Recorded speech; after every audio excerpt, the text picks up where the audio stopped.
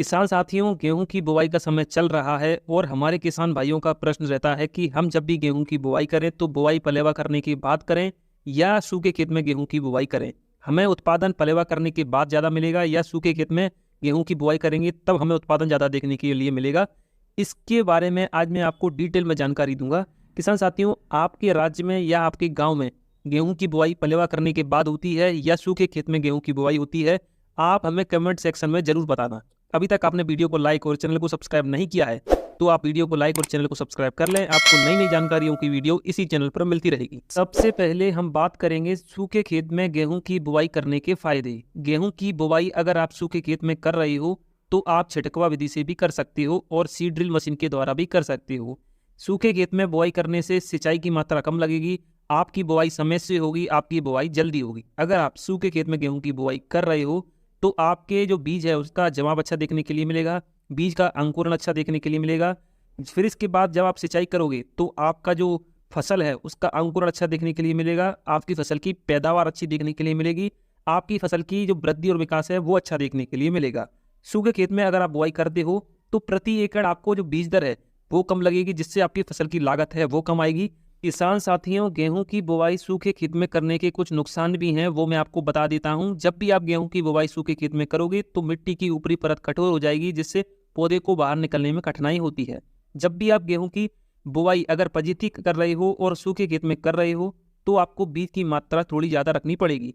जब भी आप गेहूं की बुवाई सूखे खेत में कर रहे हो तो दोस्तों पौधों की जड़ों का विकास ठीक प्रकार से नहीं हो पाता है, जिससे हवा चलने पर या कोई आपदा आने पर आपकी फसल को गिरने का डर रहता है। जब भी आप गेहूं की बुवाई सूखे खेत में करते हो तो तेज धूप के कारण पौधे जल्दी सूख जाते हैं, जिससे आपका उत्पादन कम होता है।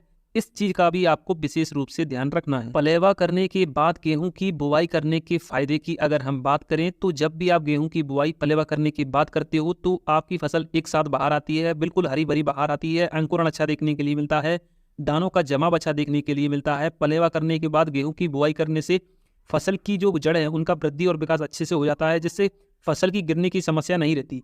अगर आप पलेवा करने के बाद गेहूं की बुआई करते हो तो खरपतवार कम देखने के लिए मिलते हैं, जिससे पौधा मजबूत होता है और पौधे का वृद्धि और विकास अच्छा होता है। पलेवा करने से मिट्टी में नमी बनी रहती है, जिससे सिंचाई की आवश्यकता कम होती है। अगर आप गेहूं की बुआई पलेवा करने के बाद करते हो तो लगभग 25 से 30% तक पैदावार बढ़ जाती है, क्योंकि दोस्तों बीज का अंकुरण अच्छा होता है, जिससे पौधे का वृद्धि और विकास अच्छा होता है, जिससे उत्पादन बढ़ जाता है।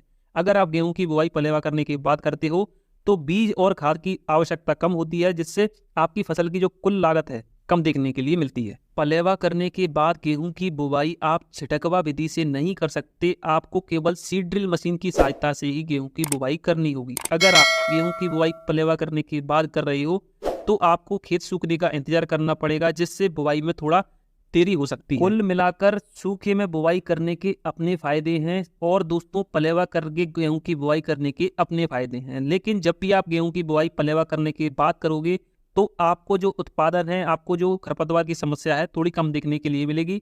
मैं आपको रेकमेंड करूंगा जब भी आप गेहूं की बुवाई करें तो गेहूं की बुवाई आप पलेवा करने के बाद करें।